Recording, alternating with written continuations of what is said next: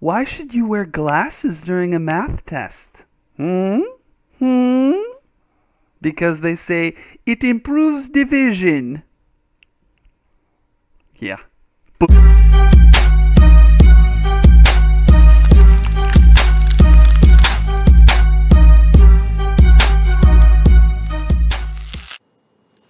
Okay, back for more. You are brave, aren't you? Follow the rabbit-proof fence. I thought this was a cool idea of like, as long as we can find the fence, we can find our way home. I really want to read more of this story. Now, as you noticed, it's not an entire story. It's not a complete narrative. This is from Follow the Rabbit-Proof Fence. So this is evidently a small piece of a much larger story. It sounds very intriguing to me. Well, what are we doing today? So you've read through this. Let's go ahead and shrink this guy right here. And here in Google Classroom, you will see that on Thursday, we are looking at effective expression, and they're both in the effective expression tab. Okay, so effective expression, kaboom. And we have two things here. We have writing to sources, write either a journal or a letter according to the directions, and then the evidence log. So, effective expression, writing to sources. It says work individually to write a fictional retelling of the excerpt Follow the Rabbit-Proof Fence from the perspective of Molly, Daisy, or Gracie.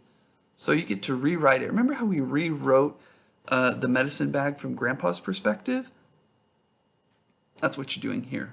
It's a really good way to like get to know the story a little more closely. So I would really recommend that if you do this, well, in either case, if you do the journal entry or the letter, you'll pick one of them.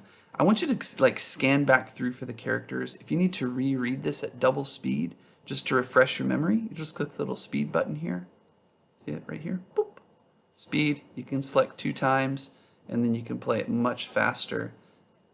I don't know if you can hear that at all, but it's fast, but you can still keep up with it.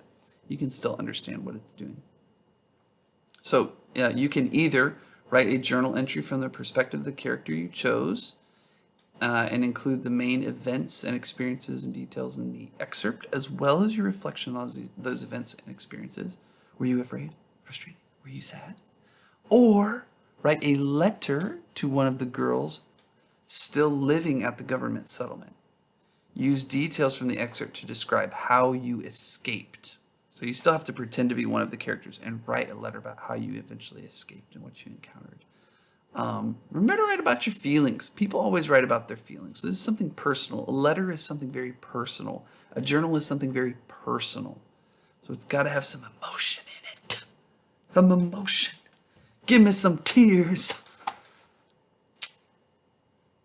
I'm an idiot. I'm just a dummy. Okay, next. Evidence log. Clicky here. Once you're done with that, you're going to actually go back to your evidence log and fill in some thoughts on this text. Okay, you don't have to fill this in here. Please don't worry about filling these in because I have the same ideas on your evidence log. So watch what I do here. Read over it first. Before moving on to the new selection, go to your evidence log and record what you learned from the excerpt Follow the Rabbit-Proof Fence. So, our performance-based assessment, which is what our essay will be about next week. Is it important for people to make their own choices in life? Evidence log. Google Classroom, way at the top, right here.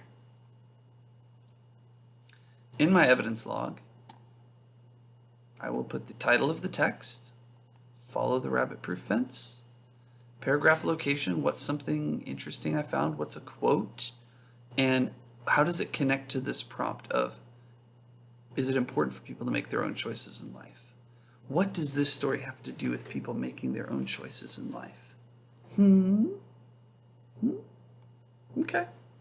So that's what you're going to do. Writing to sources and evidence log. If you have questions, skip back in the video, or ask the person next to you, or come find me. Take care.